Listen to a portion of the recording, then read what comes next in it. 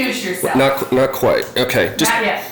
Oh, we're just practicing. Yeah, you're just talking about life right now. You have to show them the card, Patty. Don't show them? You will have to, yeah, probably. Okay, and that won't be on film. It's okay, yeah, just you can say it and then also show it to them so Alright. you can read it. Just take Okay, do you want us to keep talking Okay, or we're one, good?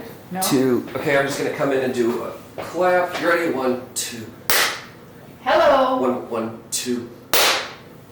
Hello. Okay. I'm here to interview you today. Are you ready for this? Can you tell me your name? My full name is Ralph Bud Peitzmeier. And your birth date? My first full name is Ralph Bud Peitzmeier. I'll go by that. Okay, and can you tell I us? was born- Okay. David told me. Should we start over? Let's start over. Just show them the card. Don't even have to say anything. I was Okay, we're gonna start born in- over. I blew it. I blew it. All right, we're gonna start over. I blew it. Yeah, All so right, ready? it's a conversation still, but then just let him hold the card up after you've said the card. All right. Just so he can see it if he doesn't hear you. Okay. Yeah. Sounds good. All right, we're Okay. start over. Ready? Yep. Go ahead. Hello, I'm here to interview you. Can you start by telling me your full name and your birth date? My full name is Ralph, and I go by Bud Peitzmeier. I was born in 1929, December 26th, and been very happy ever since. So, you are officially how old right now? I am officially 90 years old. And how many birthday parties have you had? Probably about 88. I think so. All right. Tell us some stories about growing up on the farm, with the horses, the garden, what your daily life was like on the farm.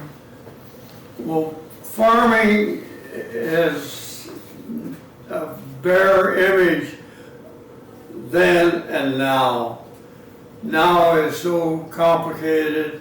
We're back then we had horses, we had cows, pigs, that was it. That was it. Raised them, sold some, ate the rest of them. Did all the kids have to help out with the farming? No, I had to do Just you? Dave and Jim, they didn't do very much at all. Just you. How about Janet? Janet did a lot of work. She helped pick corn. She did a lot of work on the farm. Okay. What is the lowest price gasoline that you can ever remember? I would say the lowest price would probably be 4 cents a gallon, maybe. Do you remember when you got your first car? When your family got the first car? The first car I ever owned was a 1953 Plymouth. I saved enough money from a poker game in the service, and I had enough money to pay cash for the car. Came home, got married, and took the car back to El Paso. And the poker game was in the service? Poker games were in the service. So that's where my son Gary gets it from. This story sounds familiar. Okay. Tell us a little bit about parties that you and Janet had on the farm. Well, there's only one that has any claim to fame. And the party broke up at 8 o'clock in the night.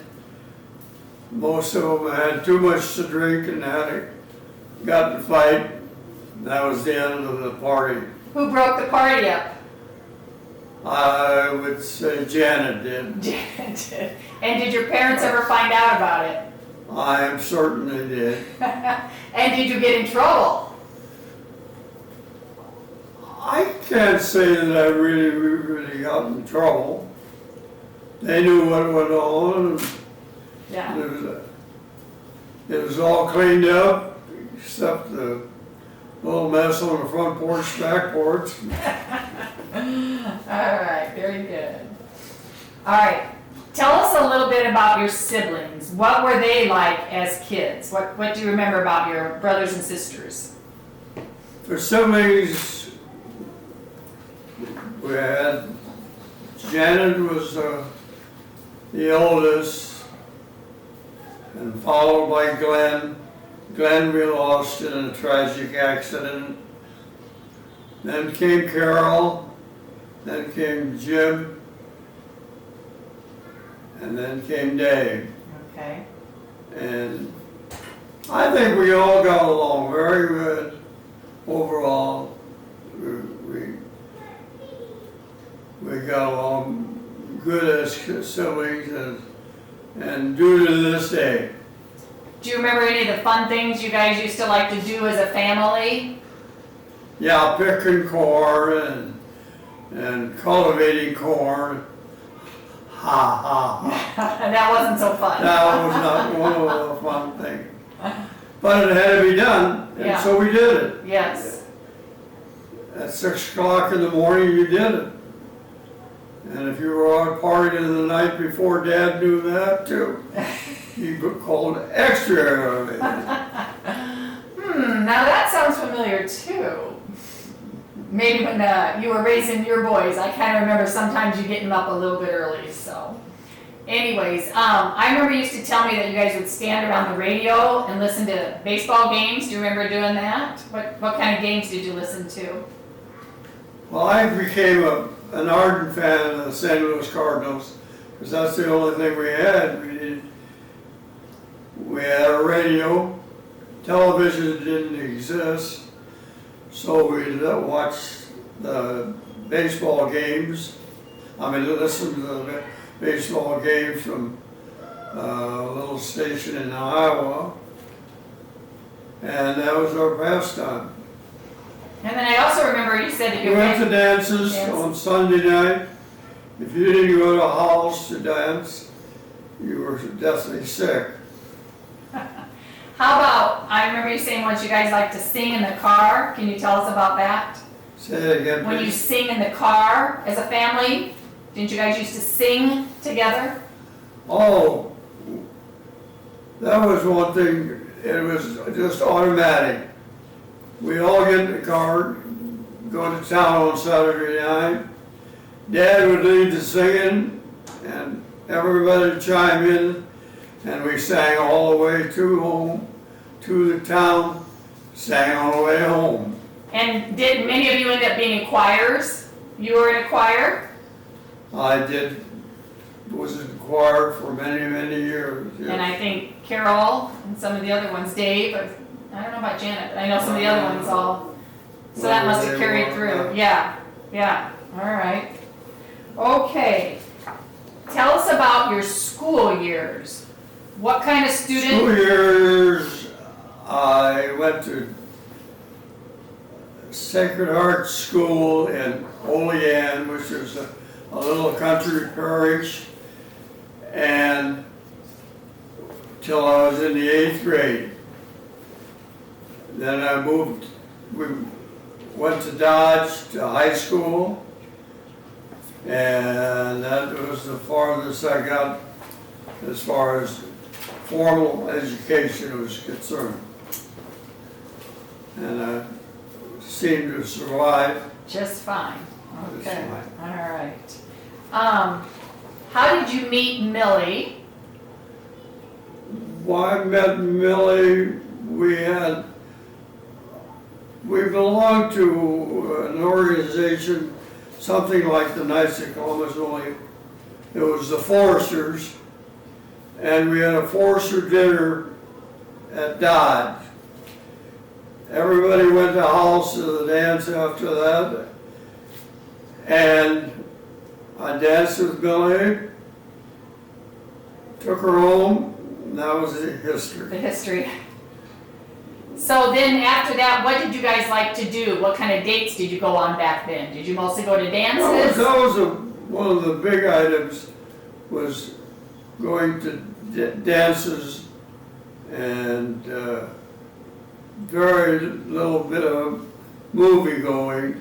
There was a theater in Dodge, but nobody really went that much. And so it was a lot of work compared to what work is known now. In what way is work? Work is so mechanized now, it's all done by machinery. Whereas in our days, it was all done by hands and, Okay, and yeah. feet. You just did it manually and that was it. And that was it, yeah. So you have a lot of memories of your parents working hard. They worked hard, that, believe me. From mom on down. Yes, they did. And everything was made from scratch, from the garden, and, you know, baking bread. I remember you telling the stories that they would be cooking. Mom was a great cook, and had to work hard. We didn't have electricity then. You canned everything in fruit jars, carried it down about 20 feet down into the cave and kept it cold all winter and all summer, and that's how we survived. And then you go down the cave and get a jar of this and cook it up, and that was your supper. And did you ever feel at that time, when you were growing up, that it was hard times, or was it just part of your life? I never once ever felt that sorry for myself that I was working too hard. Right. It was just the daily routine. It had to be done. Do it. And you just do it, yeah. All right. All right. Can you tell us a little bit about your time in El Paso? The time in El Paso, I went to basic training in El Paso. I went to artillery school in El Paso. I went to further my training in the guidance for the Nike missile in El Paso. Stayed on as an instructor for 2 years in that same school, teaching anywhere from colonels to private E2s. And if I was at the base, 16 hours a week was a big week. Millie worked, and my two cousins, with 4 of us lived together, and they all worked, and I kept the house, and that was it. That was it. And I remember saying that the first time you taught, how scary that was in front of all those colonels, that you said that was probably one of your most terrifying moments. One of the first best experiences I had, I think it was a major that was just driving me crazy during one of my lecture periods. And the officer that overseen our class, he called me after class and he says, "Don't you ever forget that you're 1 rank higher than anybody in that class." Wow. And that made me feel awful A lot good. better, yeah. And I remember you saying you were fortunate because a lot of the people that went over to the war didn't make it back. There So was a lot of people who would like to make a jack out of you. yeah, yeah. But I said you were fortunate to not have to go over to the war because you said a lot of your friends from Dodge were not fortunate to make it back. Is that correct? I think there were 7 individuals from Dodge alone That yeah. that didn't come back Yeah. from the Korean War. So it was, So I was very fortunate to stay at one base and live there all the while I was there. yeah, yeah. Very good. All right. Now the fun stuff. Tell us some of your favorite memories of raising your wonderful children.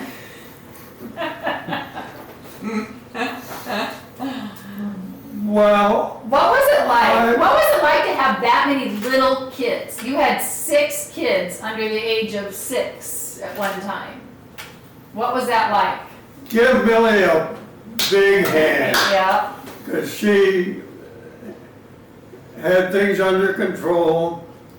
I'd back her to the nth degree, and we got along fine. Every one of them got an education, did very well in school, and I think everybody turned out fairly happy, family-wise, business-wise, whatever, yeah. okay, all right, very good, very good. Tell us one story about each of them. Can you remember any individual stories about each child? Like, do you remember anything in particular about Dan or Mark or me or Ron or Jeff? Well, Dan would complain that he had to help.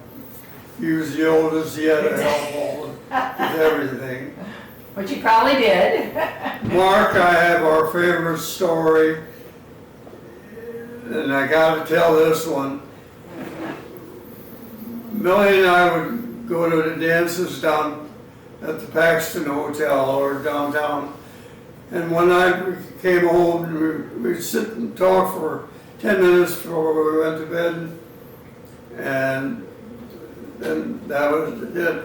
Well, in Mark, and I said to Mark, "Ain't you partying too much here today?"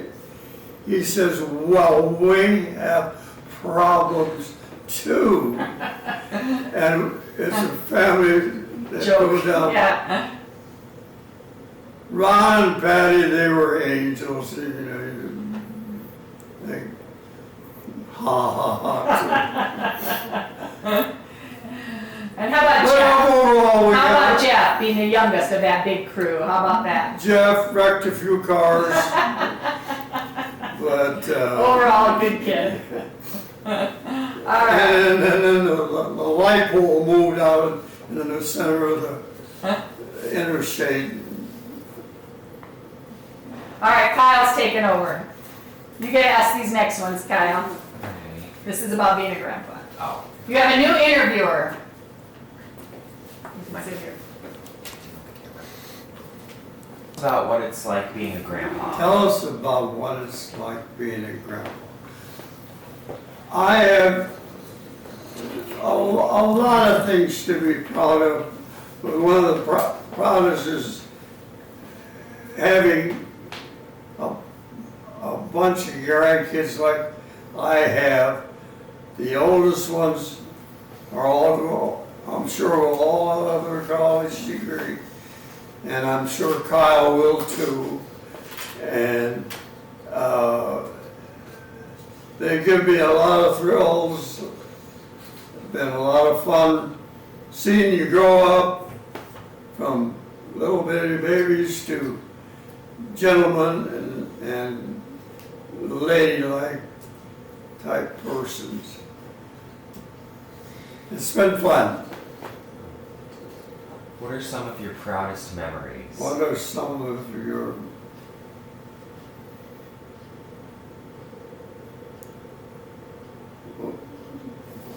proudest?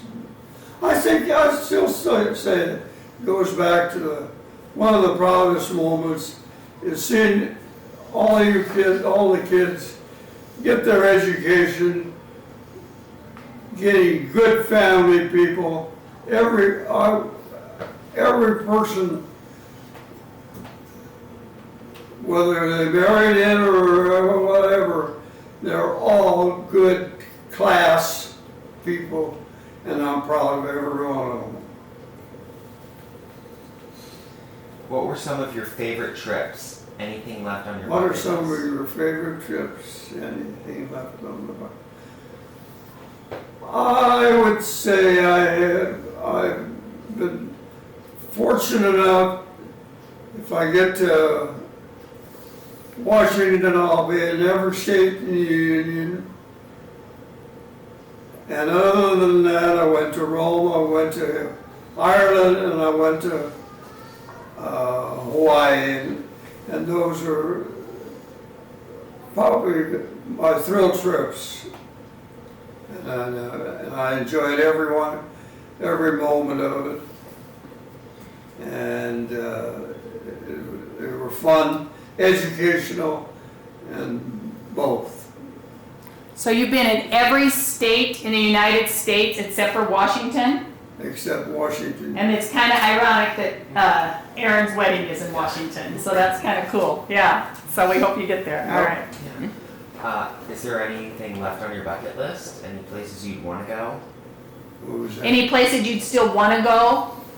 No, No? I would say by traveling, I have no desire to travel. Sitting in an airplane Right. for 2 hours is enough for me, let alone that would be sufficient for me. Do you have any So, advice for your great? Do you have any advice for your great grandkids? First of all, can you tell us how many great grandkids you have? 24 great grandkids, 19 grandchildren, and I'm proud of every one of them. I'm sure that every one of them will grow up to be like their mom and dad. I'm proud of them, and then I'm proud of it. So, Do you have any advice for them? education is primary first. I still say that. You got to have a little up here to get along in life, to make your values and what you get accomplished in life, and make you proud of you got to be proud of yourself first, and then everybody else will be proud of you. And then, can you tell us, how many years have you been at St. Joan of Arc? Since 1962. So that's a long time. Yeah. About 6 years. Okay. All right. Anything else? So how are we doing, Michael? One more? Alright, No, we're doing. who was your best friend? Who is your Growing best up. friend growing up?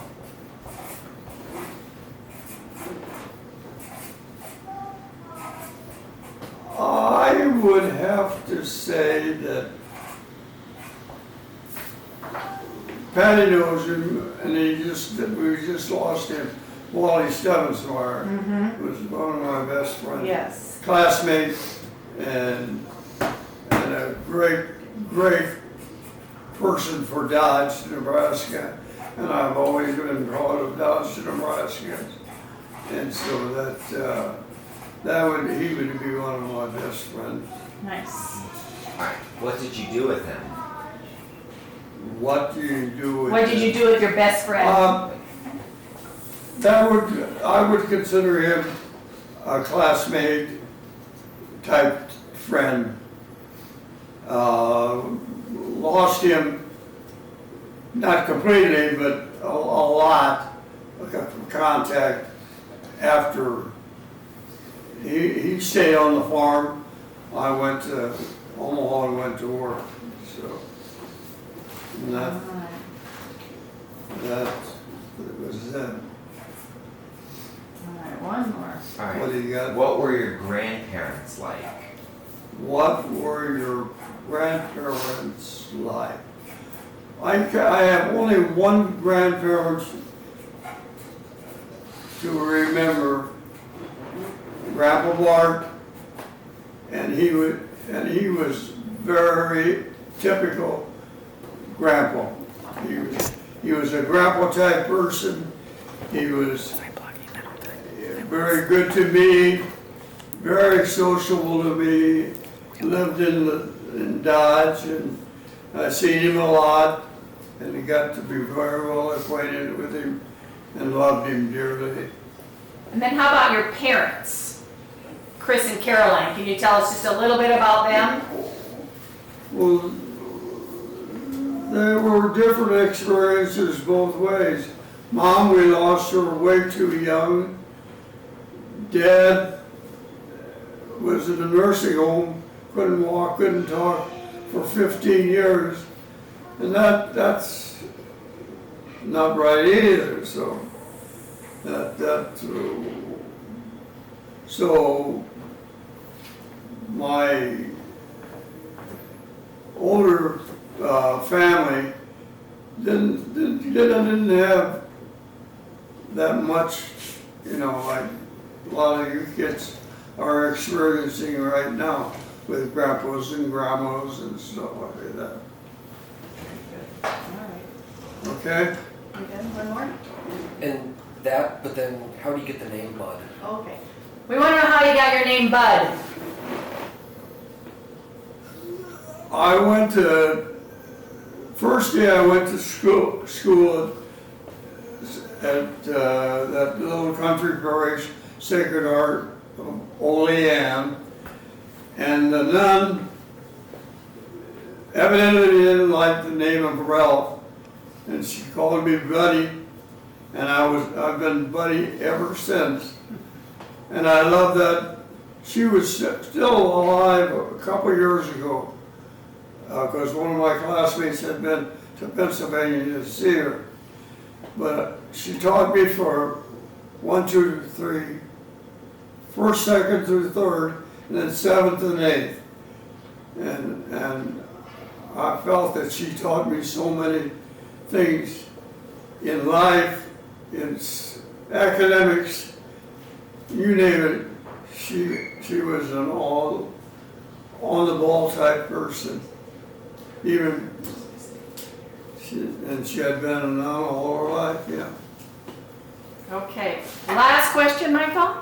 Or do you want more? I think so. Okay. Last question. What have your grandkids taught you? Have they taught you anything? It goes back to the same thing. They've taught me how to love. More so, I've probably been a loving type person my whole life, but I think the kids and the grandkids and everybody have been so endeared to me that they taught me more how to love than I ever experienced. And they did a good job. That's wonderful. All right. Thank you very All much. right. Thank you. Good job, Kyle. I appreciate this. Well, we appreciate you. Joe, thank you. Michael? Yeah. Thank you. Yeah, you're welcome. All right. Thanks, guys. Patty, thank you. You're welcome. You're welcome. I could go on and on and on. But I think Go on and on and on. Do you have anything else you want to share? Yep. Oh, Stories you want to tell? I think we, I'm glad you did that, touched Brad. You a had lot of good bases. Yeah. intermediate Yeah, questions. yeah, Yeah. yeah. I I'll wasn't, at take first it. I wasn't quite getting it, but then I was like, I A could have done glass this for of 6 months. water. You want water? Yeah, if there's anything else you wanted to talk about. Or if you want to take a break. Yeah. Did you get all that on tape, Michael? Yeah. Good. Thank you. Uh-huh. Yeah, you're welcome. Thank you, buddy. Yeah. I hope I did. Did it record? For 29 minutes. Very good. Is that about as long as you guys were hoping? Yeah, no, whatever.